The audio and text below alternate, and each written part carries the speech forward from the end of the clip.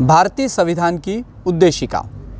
हम भारत के लोग भारत को एक संपूर्ण प्रभुत्व संपन्न समाजवादी पंथनिरपेक्ष लोकतंत्रात्मक गणराज्य बनाने के लिए तथा उसके समस्त नागरिकों को सामाजिक, आर्थिक और राजनीतिक न्याय, विचार, अभिव्यक्ति, विश्वास, धर्म और उपासना की स्वतंत्रता, प्रतिष्ठा और अवसर की समानता प्रदान करने के लिए तथा उन सब में व्यक्ति की गरिमा और राष्ट्र की एकता और अखंडता को सुनिश्चित करने वाली बंधुता बढ़ाने के लिए दृढ़ संकल्प होकर अपनी इस संविधान सभा में आज दिनांक 26 जनवरी 1949 विक्रमी संवत मार्गशीर्ष शुक्ल संवत 2006 को एतत् इस संविधान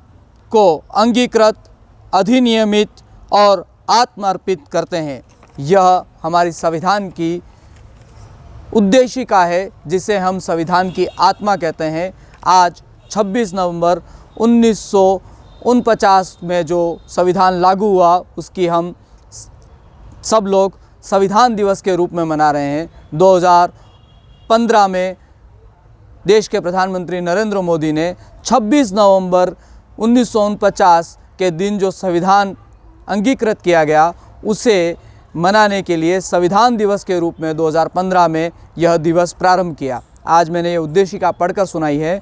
भारतीय संविधान की इसे आत्मा कहते हैं और हम अपने देश को इसी संविधान के अंतर्गत चलाते हैं। भारतीय संविधान बनने में 2 वर्ष 11 माह और 18 दिन का समय लगा, जिसमें 114 दिन तक बहस की गई और 166 बैठकें आयोजित की गई, मीटिंग्स आयोजित की गई, जिसमें प्रेस और जनता सम्मिलित होती थी।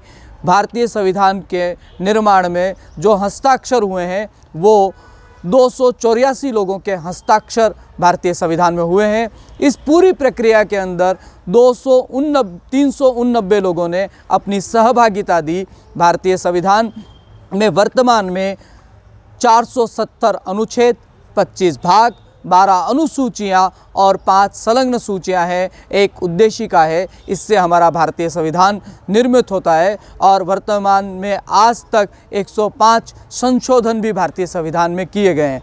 यह भारतीय संविधान हमारी आत्मा कही जाती है और संविधान का अर्थ होता है सम और विधान, यानी सम मतलब को समानता देना और विधान मतलब नियम और कानून, यानी हमारा देश जिन नियमों और कानूनों से चलता है वो समानता देता है, सभी को अवसर देता है। यह हमारी उद्देशिका में भी हमने स्पष्ट रूप से सुना है कि हम सबको समान अवसर देने के लिए भारतीय संविधान को अंगीकृत करते हैं। 26 नवंबर 1949 के दिन संविधान अंगीकृत करने के बाद भी हमने 26 जनवरी 1950 को इस संविधान को लागू किया। इसके पीछे मूल विषय यह था कि लाहौर में रावी तट के किनारे कांग्रेस का जो राष्ट्रीय अधिवेशन हुआ था, जिसमें संपूर्ण स्वराज की पहली बार मांग की गई, वह 26 जनवरी की दिनांक थी। उसे स्मृत रखने के लिए, दुनिया को याद रखने के लिए हमने संपूर्ण स्वाधीनता जब मांगी, वह लाहौर के रावी के तट पर राष्ट्रीय कांग्रेस के अधिवेशन में वह दिनांक 26 थी। इसलिए हमने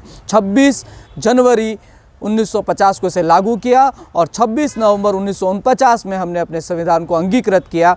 भारतीय संविधान हमें एक व्यवस्था देता है जिसमें धारा 59C के अंतर्गत राष्ट्रपति और विधान, राज्यसभा और लोकसभा 2 सदन बताता है। राज्यसभा राज्यों द्वारा चुने गए प्रतिनिधि और लोकसभा यानी लोगों का सदन जिसे हम लोकसभा कहते हैं। और भारतीय संविधान की समस्त शक्तियाँ मंत्रिपरिषद में निहित हैं। मंत्रिपरिषद का मुख्य को प्रधानमंत्री कहते हैं।